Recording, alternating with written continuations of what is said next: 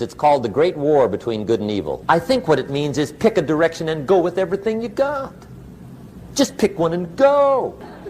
I told my staff the other day, next best to prosperity is adversity. If one doesn't get you, pray for the other. We all do better from one of two reasons, inspiration or desperation. Whatever it takes to get you to try harder, read more, set your goals, and go for it. The things I once hated, I now love. The things I once loved, I now hate. See, that's strong. Here's the key to the good life. Learn to put everything you've got into everything you do. Whatever you are doing, pour it on. It will quickly open up into opportunity or quickly disclose to you that you ought to be doing something else. The delusion is, if I had a better job, I'd really pour it on. A life full of adventure is a life full of many decisions. The ones that turn out to be wrong give you better experience to make better decisions. So don't see how many decisions you can get out of, see how many you can get into. That's where the adventure is. The guy doubts himself, doubts if it'll last that long for him, doubts if he can do that well, doubts if he can make that much, doubts if he can accomplish all that. A chronic, excellent self-doubter. You can imagine what damage that does to your future. So here's the key. Turn this coin over and become a believer. And there's many things to believe in. One of the majors is yourself. The understanding of self-worth is the beginning of progress. Worry long enough, it'll drop you to your knees. Could reduce you to begging. But I'll tell you what. My advice to you is do what I finally did. On worry, give it up. Who needs it? I'm not saying it's easy. I'm saying it's worth it. It took me almost 1 year to kick the worry habit, and it was not an easy year. It was one of the toughest years I ever spent, but I finally got that monkey off my back. And I discovered you could live the most incredible life free of worry. Now, you can also be too reckless, but you can also be too cautious. This is called the timid approach to life. And my caution was always the risk. Risk used to drive me right up the wall. I used to say, what if this happens? It's called the language of the poor. What if this happens? And on top of that, if this was to happen, look at the fix I'd be in. I better not try. I finally discovered it's all risky. The minute you were born, it got risky. If you think trying is risky, wait till they hand you the bill for not trying.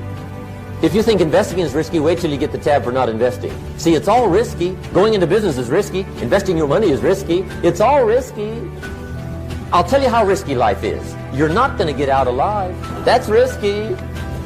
The Englishman says, well, if that's the way it's going to work out, let's give it a go. Right, that's what it's for. Give it a go. Somebody says, yeah, but I'm looking for safety and security. Fine, then huddle in a corner. But what a way to live. Right.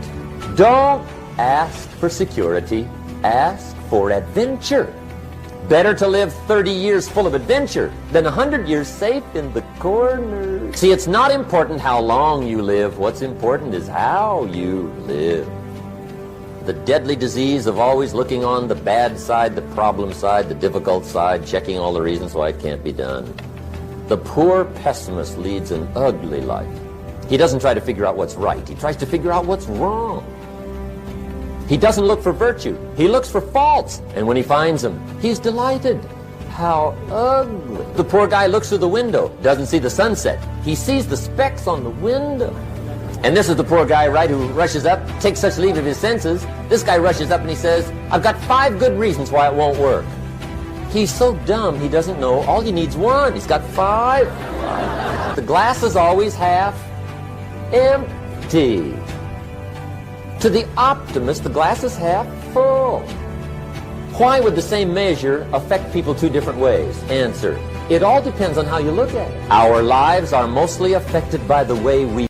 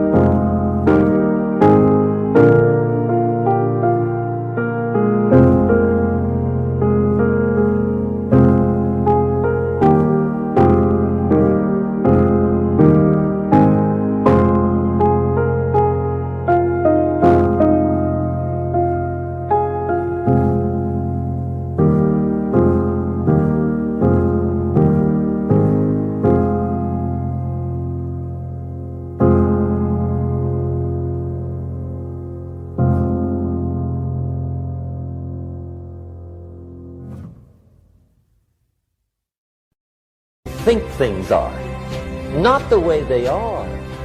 The way we think they are affects us most. Poor thinking habits keeps most people poor.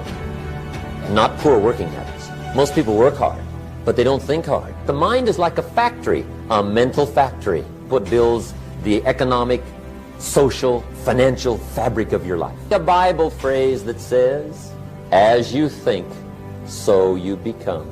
What a man reads pours massive ingredients into his mental factory, and the fabric of his life is built from those ingredients. Mr. Rohn, how do you build the good life? I said, it's simple. It's not easy, but it's simple.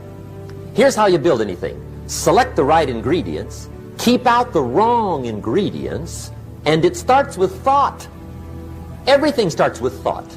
So you must be wise and careful what you think about, because that starts everything. What would happen if somebody dropped sugar in my coffee? They said, well, you'd be okay. I said, what if somebody dropped strychnine in my coffee? They said, well, you'd be dead. I said, correct. Lesson 1. Life is both sugar and strychnine. You gotta be careful.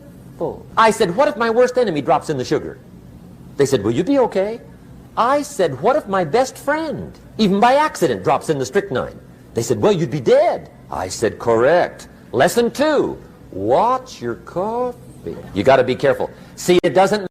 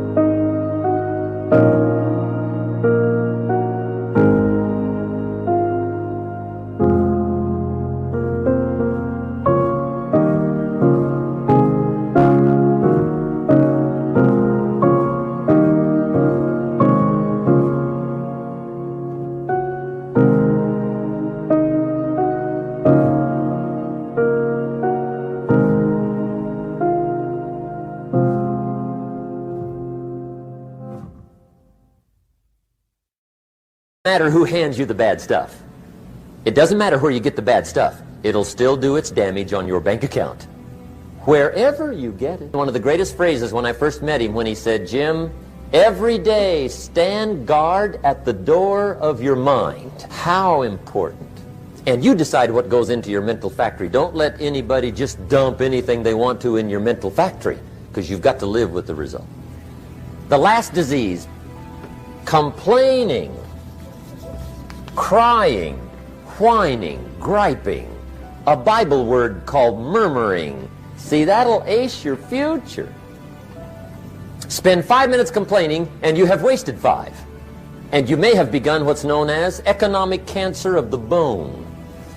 Surely they will soon haul you off into a financial desert and there let you choke on the dust of your own regret.